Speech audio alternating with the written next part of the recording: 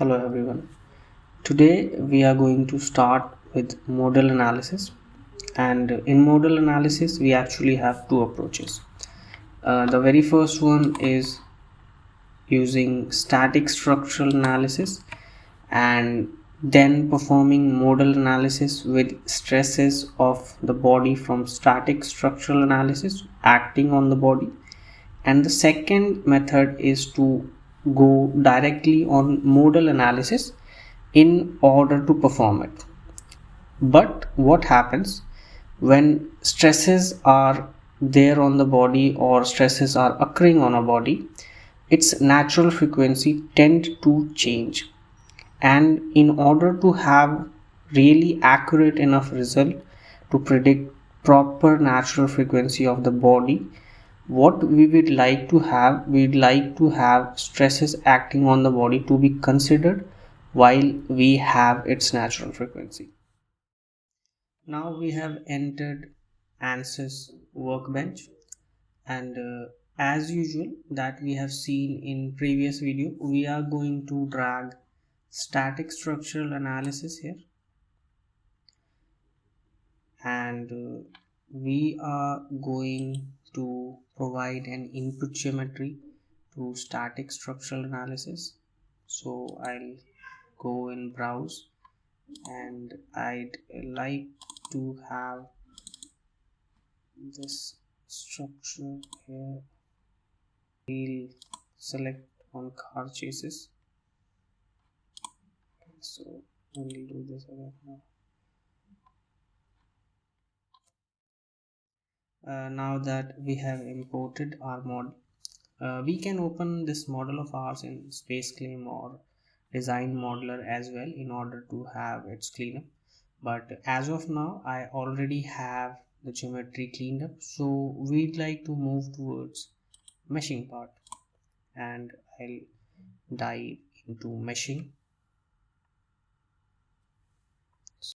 So now we have entered into meshing of object, and I have some tricky parts here, so I'd like to have them removed. So I'd like to remove part 3 actually, so I'd suppress this part, and yeah, we are good to go now. So we have suppressed one of the parts as it is going to have a difficulty for us, and now we are going to create a default mesh for the system, and we have started the mesh now. As you can see here that our mesh has failed on some parts. So yeah, if you can see, these are the parts where mesh have failed. So what we'd like to do is we'd like to have more refined mesh in these area, and we'll hide these bodies. So what we can do,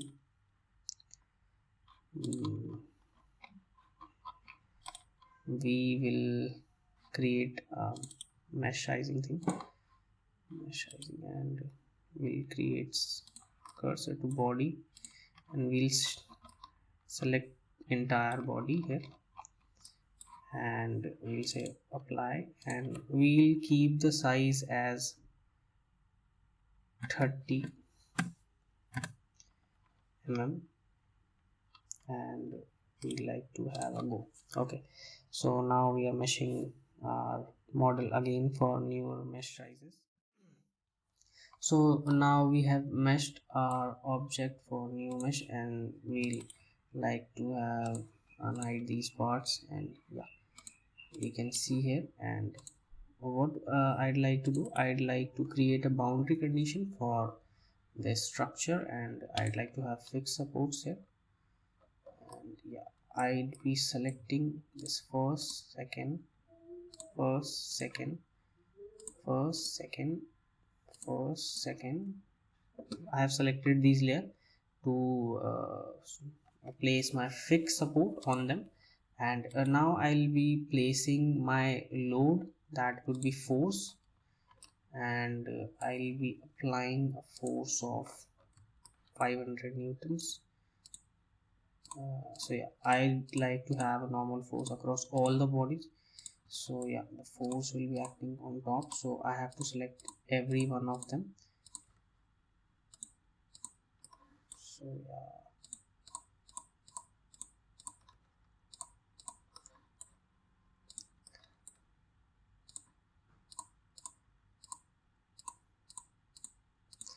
so yes, now we have selected surface that our force will be acting on, and I'd like to have a force of, let us say, 7500 newtons. So I'd write 7500 and enter.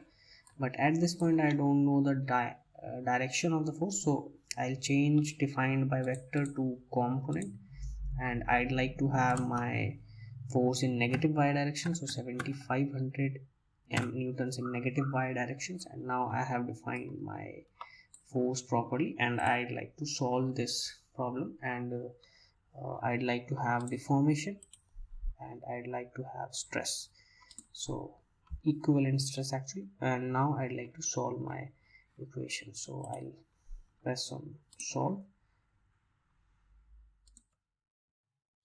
Now we have calculated everything like total deformation and equivalent stress for the member. And what we'd like to do, we'd like to, okay,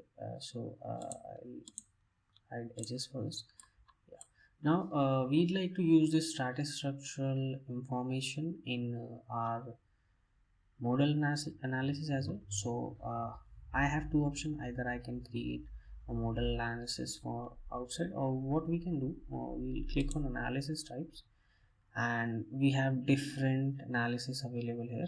So I'll click on modal analysis, and now I have already a connected modal analysis. If you'll see the workbench, I have a modal analysis that has model connected, and I can even transfer the solution to model once I'll select this option, or you can do this thing manually as well. So we have done it here. So we have a pre-stress situation here, and if I'll select none, from none to static structural, now I like to go and see in workbench. Now we have imported our solution in setup of modal analysis, and now we can solve for both. Now here we have how many modes we'd like to extract. So 6 represents 6 DOFs. So if it would have been a free body, so the for first 6 DOFs are natural frequency would almost be 0. So though it is not a fixed body, so what we can do, we can actually extract 10 modes for this. Press enter, and yeah, we'd like to solve a model now, and I'll click on solve. So now this will be solving static structural as well as modal analysis again.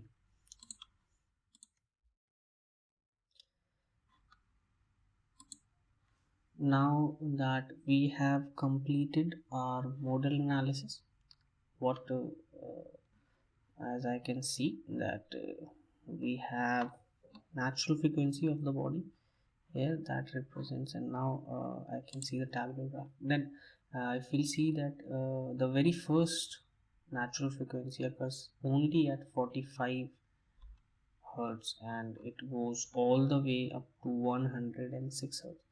So what I can do, uh, performing stress analysis or extracting post processing for equivalent stress or any kind of stress isn't that useful in modal analysis case. But what we can do, we can extract total deformation for all the frequency that we can see on the screen. So in our case it is 10.